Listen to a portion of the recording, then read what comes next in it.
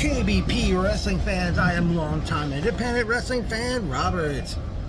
Lights, camera, action was a great way for KBP to return from between shows, shall we say, because we know they don't run every month. I have to say,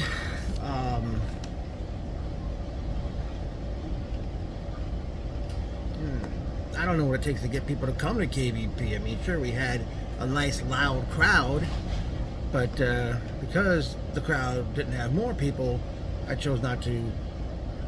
I kept my megaphone in my bag. But the Dirty Deeds, Johnny Malloy and Dirk Moore, were the hosts of the show. Rigging out that Jason Lennox was not in attendance. And they had a 10-bell salute to Robert Nuke Ferretti, who passed away over the summer. I don't know if he ever got to wrestle on a KBP event. Okay? And eventually they're going to come back out and get the show underway, and the show started around 7:10.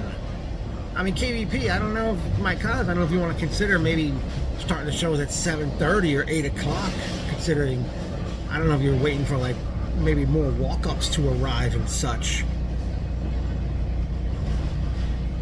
And I'm wondering why there's no online ticket outlet for the events for some reason. I mean, that'd be a great way for people to buy tickets beforehand.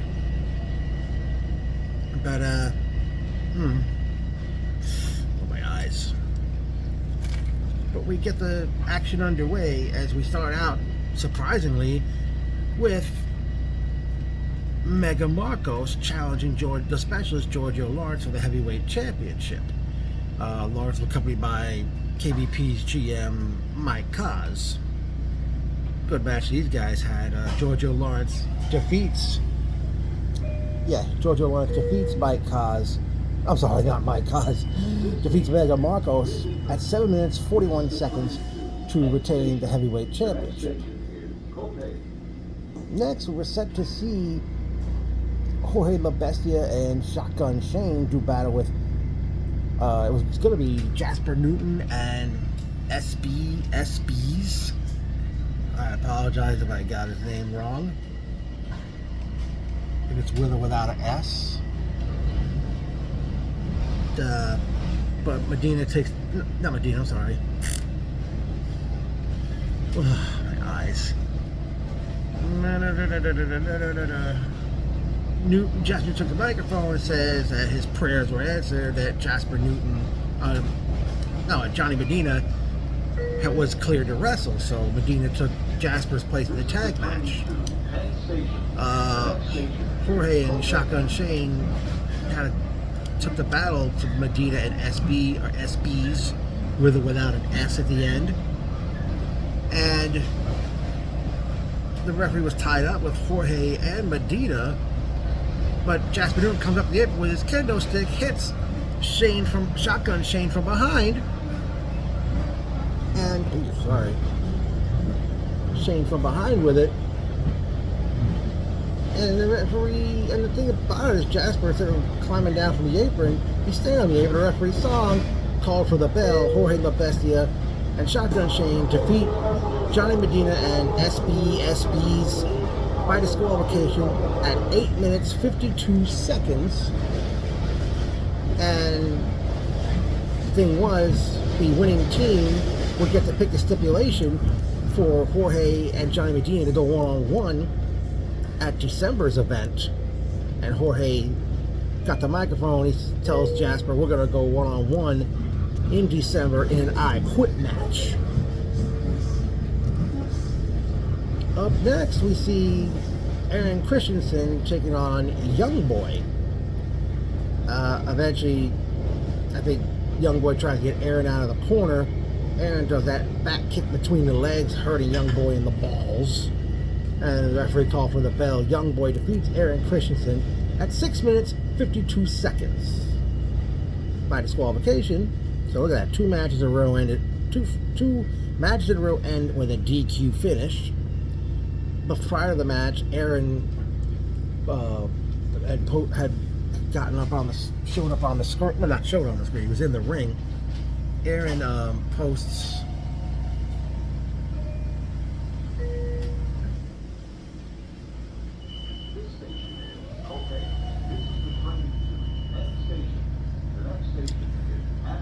Sorry, folks, for that interruption. But what happened? He posted up I don't know if it was a tweet or something from social media where CJ Bambino said he was with his family. But after Aaron was DQ'd, he had wrapped a chain around his fist, and CJ Bambino comes out and attacks Aaron, and Bambino announces that he wants Aaron one-on-one at December's event. Next up was the second match in the best of 3 match series, as KBP's Women's Champion Dolly Darko did battle with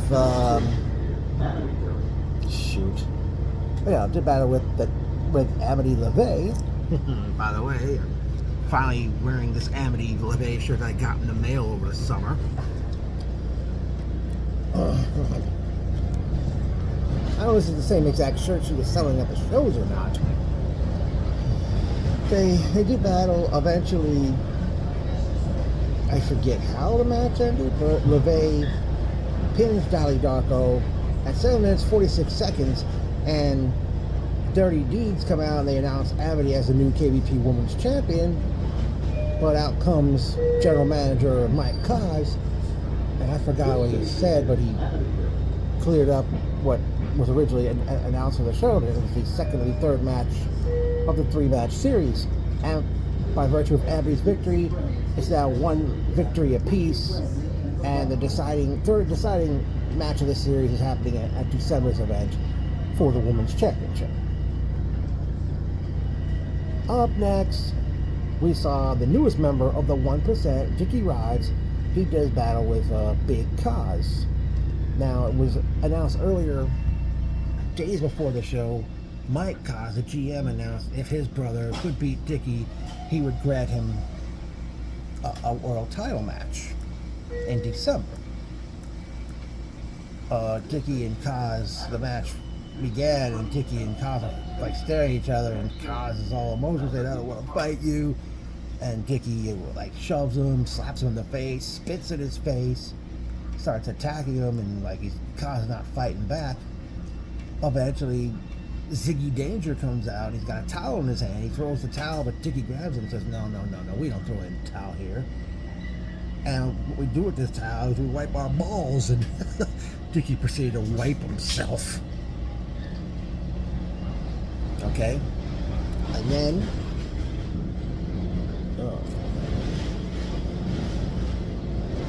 up with that towel and threw it, and he rubbed it in the towel in Ziggy's face, and that really lit a fire under Kaz, and he hits one, I don't know what that move was, on Dickie, and Big Kaz defeats Dickie Rods at 7 minutes 36 seconds to get a world title shot in the month at December's KBP event.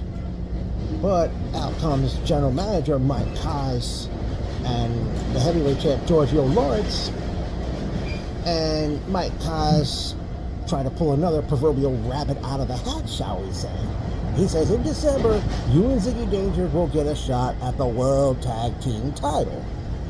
And Big Kaz is furious about that. He's like, no. He says, I want Giorgio.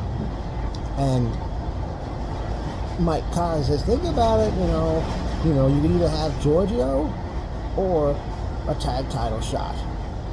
And Big Kaz then says, you take that tag team title shot, and I think he told him to shove it up his ass or something. And then,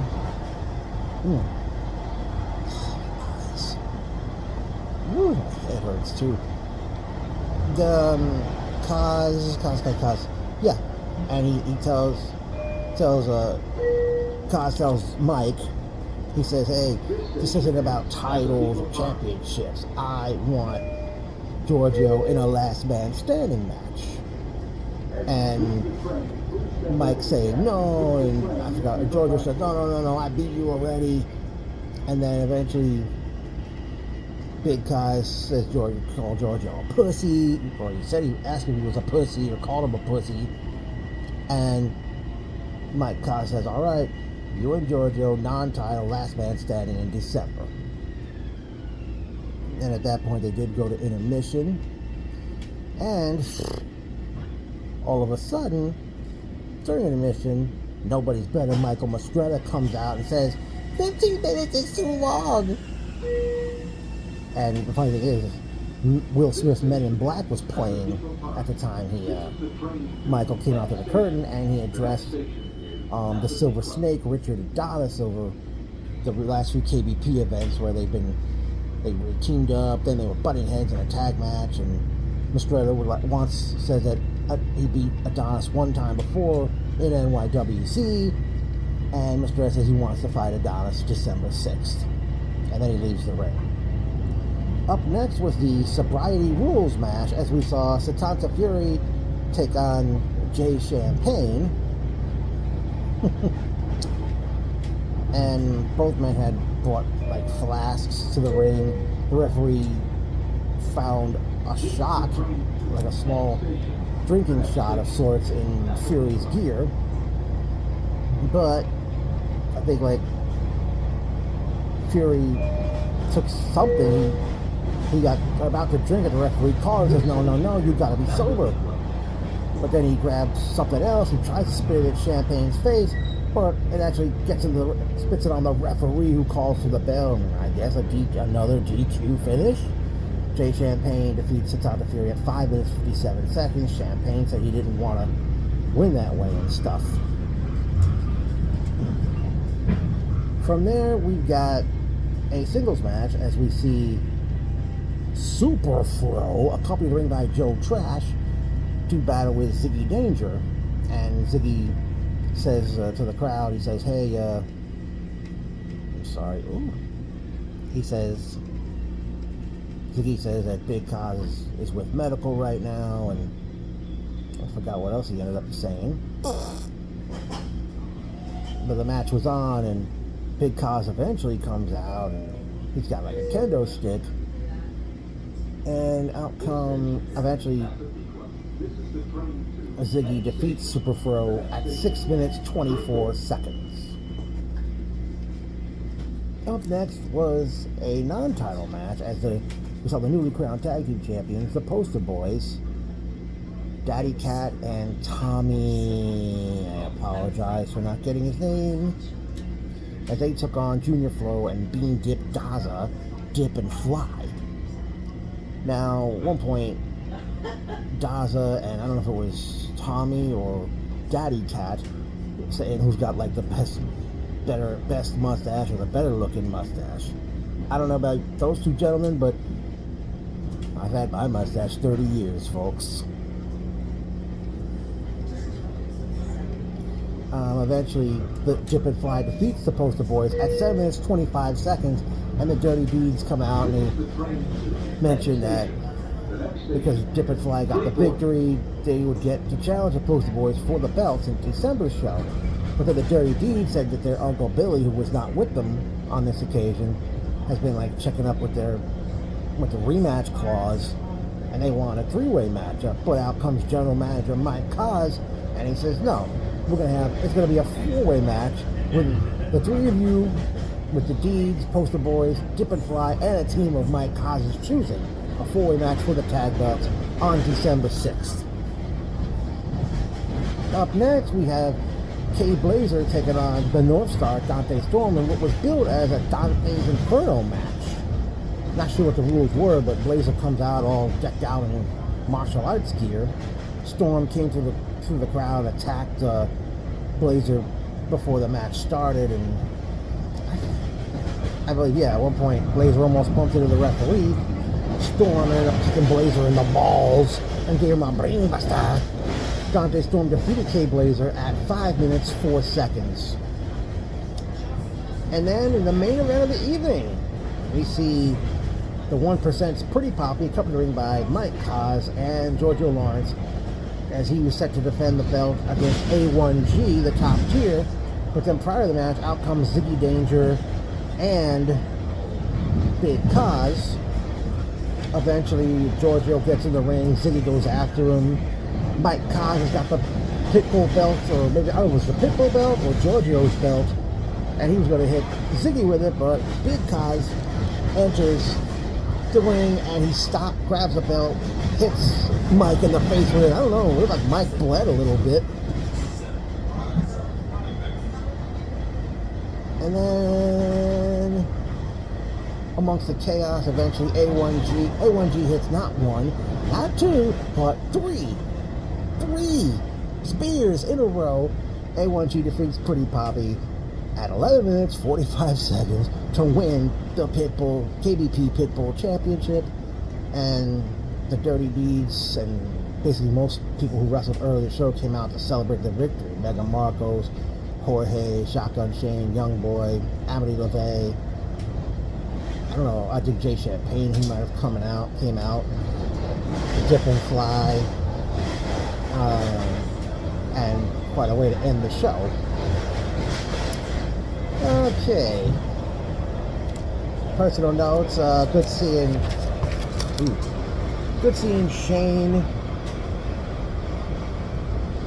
Shane, Mike Norman, Chris Perry,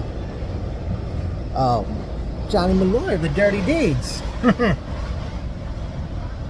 You know, you mentioned them, you know, I know you want me to come to the SWA show and they mostly run on Friday nights.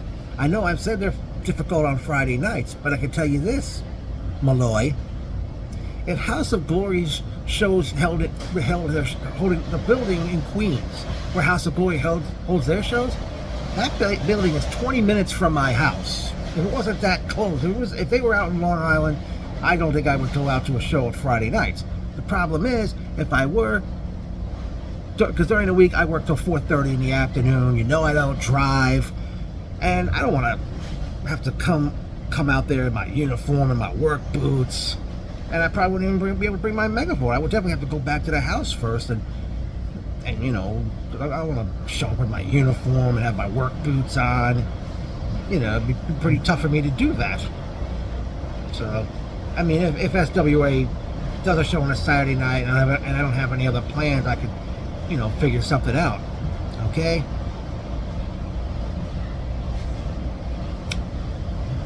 Alright. Well, ladies and gentlemen, KBP Wrestling wraps up 2025 with, I don't know if it's night of the fights, or night at the fights. That's happening Saturday, December 6th from the NYWC Sportatorium in Deer Park. Already announced for the show. Big Kaz takes on heavyweight champion Giorgio Lawrence in a non-title last man standing match. The third and final match between Amity LeVay and Dolly Darko in their 3-match series for the KBP Women's Championship. We have CJ Bambino one-on-one with Aaron Christensen. The 4-way for the tag team title as the Poster Boys defends against Dip and Fly, the Dirty Deeds, and a team of general manager Mike Kaz's choosing. Along with Jorge Bestia taking on Jasper Newton in an I Quit match.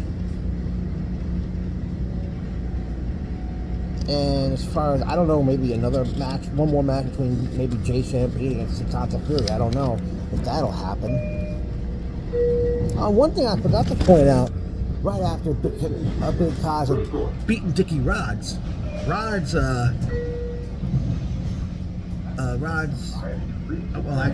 Mike Kaz and Giorgio Lawrence are standing by the curtain.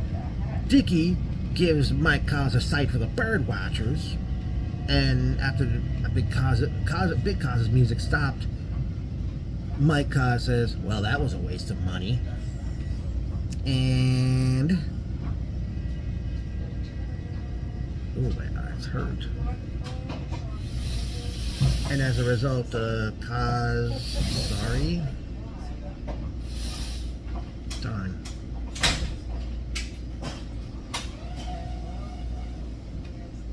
And that was before the whole thing where Big Cos wound up getting a last man standing match with Giorgio in December. But of course, with the matches we've already got, let's see. Hold on, I'll go over it right now. Jorge versus Jasper and I quit match. Big Cos Giorgio non-title last man standing. Bambino versus Christensen. LeVay versus Darko for the women's belt. 4-way for the tag belts. Well, right now, look at that. 5 matches so far announced, at least to the crowd anyway. And you know, I was thinking during that point in time with the big when Big Cos wanted his match with Georgia, I thought he was going to ask for a steel cage match. I don't know, KBP.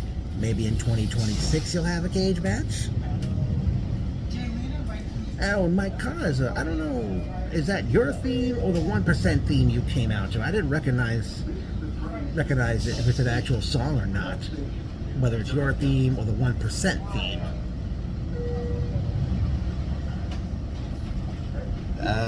Man. I will say, based on all the music everybody came out to, everybody's entrance music for KBP for this particular show, it's giving me a bit of an idea. What's the idea you're wondering? As they say, stay tuned.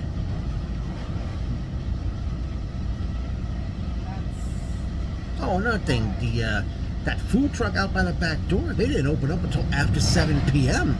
Good thing I went to this pizza place near Babylon train station before the show to get some food, because I was hungry like the wolf, as Duran Duran said, or as Samuel L. Jackson would say, hungry like a motherfucker.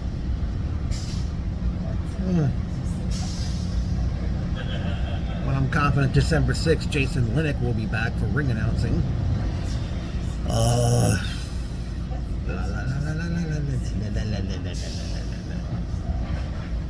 And I'm sure, Mike Cos, you're already plotting for 2026.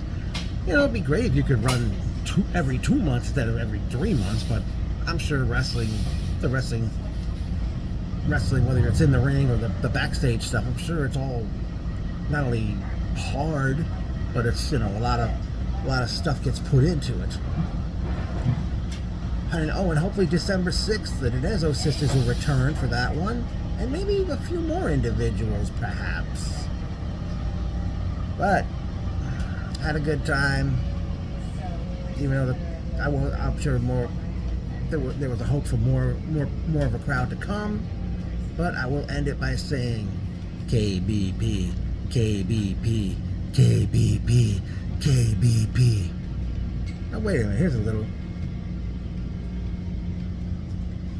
I remember Naughty by Nature had a song called OPP, but you down with KBP? Yeah, you know me. Oh, can't wait for December 6th. Wow, what a night. Lights, camera, action was.